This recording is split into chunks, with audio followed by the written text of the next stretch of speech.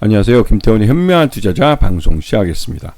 본 영상에서 다루는 내용은 투자 권유가 아니며 각 개인의 투자 판단에 대한 책임을 지지 않습니다. 별도 SNS 채널 가입을 유도하거나 투자 권유 및 유료 리딩 서비스를 홍보하는 불법 사칭 계정에 유의하시기 바랍니다. 자, 오늘은 퓨런티어에 대해서 좀 다시 말씀을 드려야 되겠는데요. 지난 연말에 3분기까지만 해도 분위기가 좋았습니다. 하지만 지난해 올 연초에 이 트럼프 정부가 들어서면서 여기에 이 퓨런티어의 주요 고객사였던 주요 고객사인 이 테슬라의 CEO인 일론 머스크가 이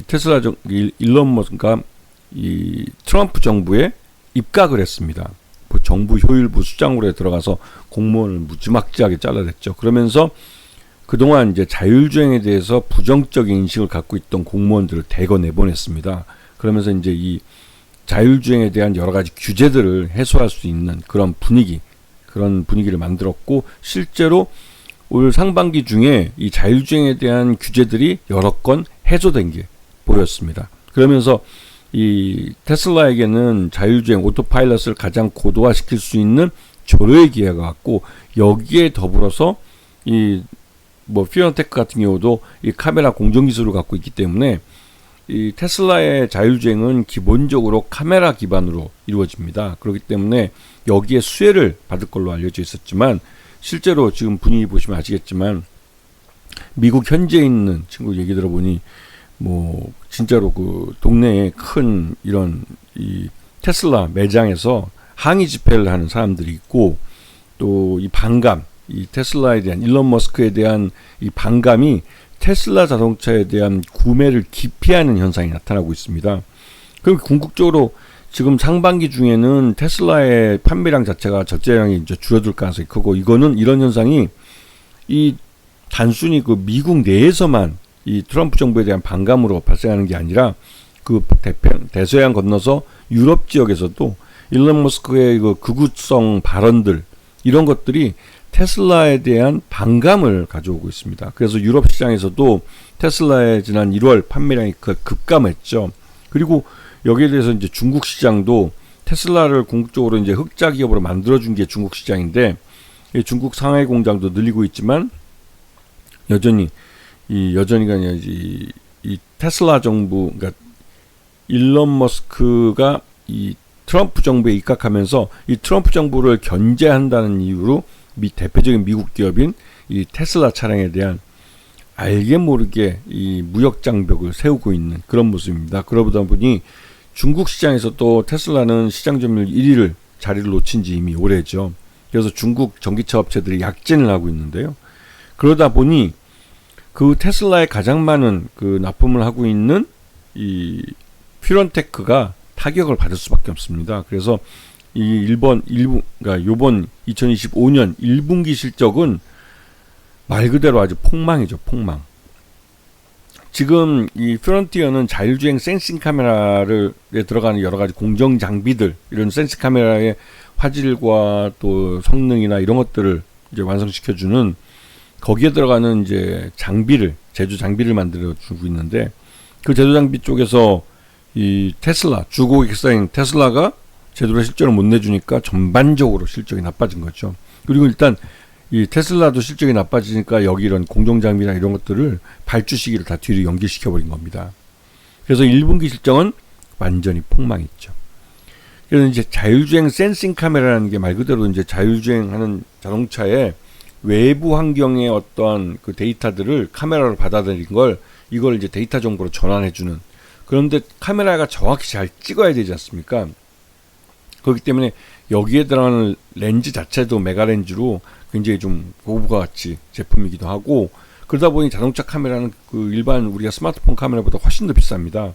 그래서 그런 비싼 카메라를 갖고 외부 환경, 아날로그 환경의 데이터를 받아들여서 디지털로 전환해서 자동차가 이 외부 환경을 이 디지털 정보를 통해서 이해하고 여러 가지 안전운전을 하도록 해가는, 근데 가장 핵심적인 그런 그 제품이기도 하죠. 그래서 이 카메라가 굉장히 중요한데, 이 자율주행 기술이 발전할수록 테슬라 같은 경우는 이 카메라가 점점 중요해지죠. 그래서 그 카메라에 대해서도 굉장히 좀 그 고부가치 제품으로 올라가고 카메라 사용 숫자도 굉장히 많습니다. 요즘 제 와이프도 이제 차를 새로 바꿨는데 그 자동차 안에 현대차로 바꿨습니다. 근데 현대차 안에 카메라가 한 6, 7개는 넘게 있는 것 같아요. 왜냐면 그 각 부분마다 위에 양옆에 사이드 미러뿐만 아니라 백, 뒤도 보여주고 앞에 전방도 그렇고 이게 그 카메라로 처리하는 것들이 굉장히 많았습니다. 이건 예전에 아날로그 자동차를 몰고 다니는 사람 보면 굉장히 좀 놀랄 정도로 요즘 자동차는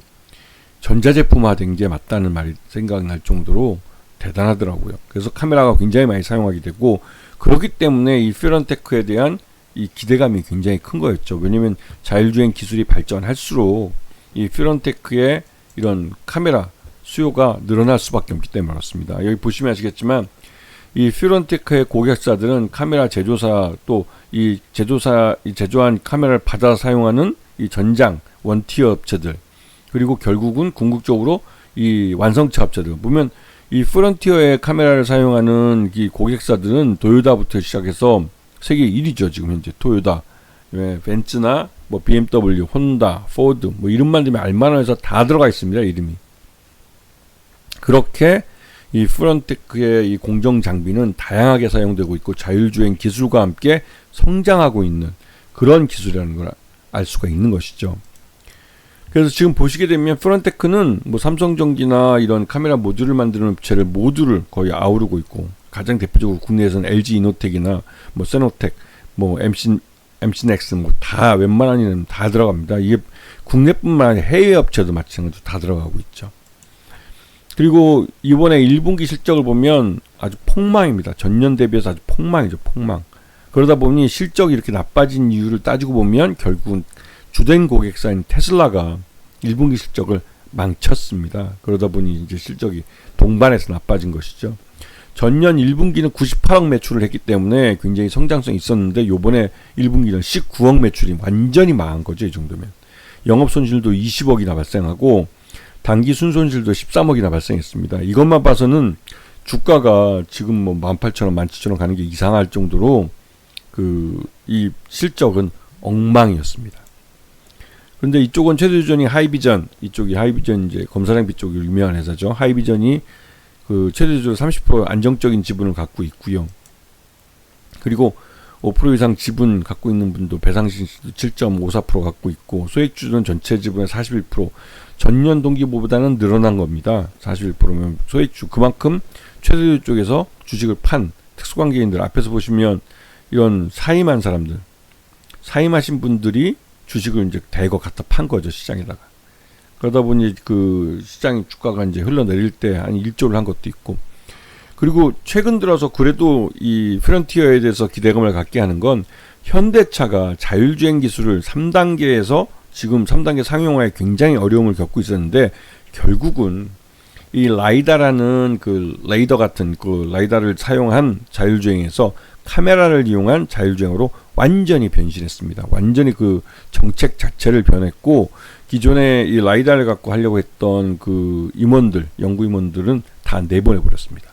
그 정도로 3단계 자율주행을 정의선 회장이 직접 말했는데도 불구하고 아직 2년이나 지나도록 그 실현하지 못한 것에 대한 책임을 확실하게 문 거죠. 그리고 전체 연구 R&D 정책 자체도 이 라이다를 통한 자율주행에서 카메라를 통한 자율주행 같이 이 테슬라의 오토파일럿 같은 형태로 완전히 변한 겁니다. 이건 굉장히 큰 변화죠. 그리고 여기다가 이제 일론 머스크도 로보택시를 다음 달 6월 달에 상용화하겠다고 얘기를 한 게 이 로보택시는 말 그대로 자율주행 자동차입니다. 그래서 이 자율주행 3단계의 최고점, 고도화된 거의 4단계에 근접한 이 오토파일럿을 갖고 실제로 이제 이 자율주행 택시를 운영시키겠다는 것이죠. 그래서 이 로보택시를 6월 달부터 상용한 거기 때문에 예상보다는 굉장히 빨라진 겁니다. 이게 규제 해소 때문에 가능해진 것이죠. 거의 1년이나 앞당겨진 겁니다. 그래서 최근 들어서 보시면 주가가 계속 기관 투자자들도 기관 투자자들은 최근 들어 좀 사고 요 며칠 사이에 좀 팔긴 했지만 뭐 단기적으로 이게 13,000원에서 18,000원까지 상승을 했으니까 차익 실현 일부 할만합니다. 하지만 외국인 투자자들은 계속 팔다가 최근 들어서 이제 주가를 기관 투자가 던지는 것을 일부 받아내면서 이 시장을 다시 또 견인해 가고 있기 때문에 외국인과 기관이 주식을 주거니 받거니 하면서 시장을 견인해 가는 것은 예전부터 주가가 오르는데 가장 일반적인 패턴이었습니다. 그래서 이런 걸 잘 봐주시고요. 그래서 지난번 이 일론 머스크가 이 트럼프를 지지하면서 입각할 때 이 자율주행에 대한 규제가 해소돼서 뭐 한 단계 더 올라갈 거다라는 기대감 때문에 많이 올랐지만 실제 그거보다는 주된 고객사인 테슬라가 이 일론 머스크의 인기가 시들해지고 오히려 반감이 생기면서 테슬라 자동차 자체의 판매량이 뚝 떨어지면서 오히려 피런티어도 타격을 받은 것이죠. 하지만 지난 4월 9일날 12,710원을 바닥가 기록을 해서 그 이후로 이제 자율주행 이 기술 로보택시에 대한 기대감으로 주가는 오르고 있습니다. 그리고 실질적으로 로보택시가 상용화에 성공할 경우에는 자율주행도 한 단계 업그레이드, 점프업을 할 가능성이 크죠.